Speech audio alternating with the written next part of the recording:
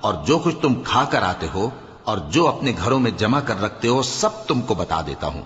اگر تم صاحب ایمان ہو تو ان باتوں میں تمہارے لیے نشانی ہے، اور مجھ سے پہلے جو تورات نازل ہوئی تھی اس کی تصدیق بھی کرتا ہوں، اور میں اس لیے بھی آیا ہوں کہ بعض چیزیں جو تم پر حرام تھیں ان کو تمہارے لیے حلال کر دوں، اور میں تو تمہارے پروردگار کی طرف سے نشانی لے کر آیا ہوں۔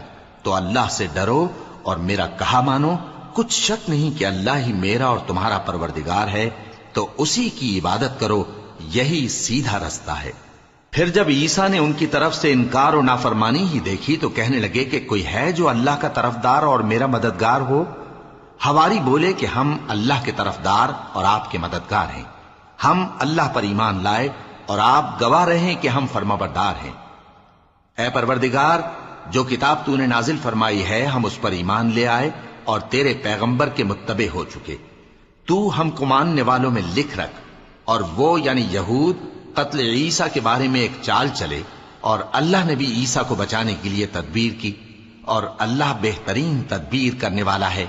اس وقت اللہ نے فرمایا کہ عیسیٰ، میں تمہاری دنیا میں رہنے کی مدت پوری کر کے تم کو اپنی طرف اٹھا لوں گا اور تمہیں کافروں کی صحبت سے پاک کر دوں گا، اور جو لوگ تمہاری پیروی کریں گے ان کو کافروں پر قیامت تک فائق و غالب رکھوں گا۔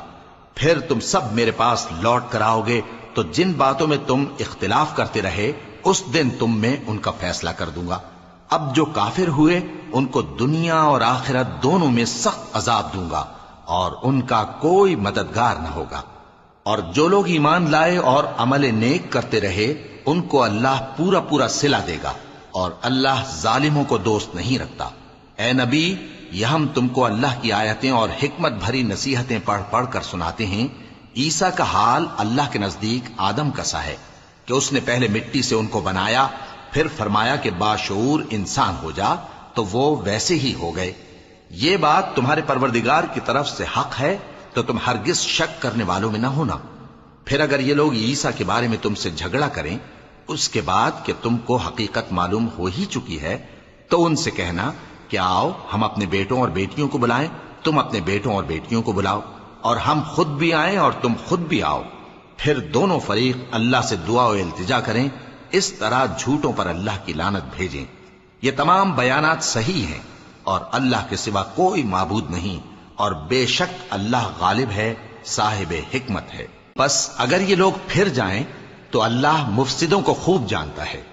کہہ دو کہ اے اہل کتاب، جو بات ہمارے اور تمہارے دونوں کے درمیان یکساں تسلیم کی گئی ہے اس کی طرف آؤ، وہ یہ کہ اللہ کے سوا ہم کسی کی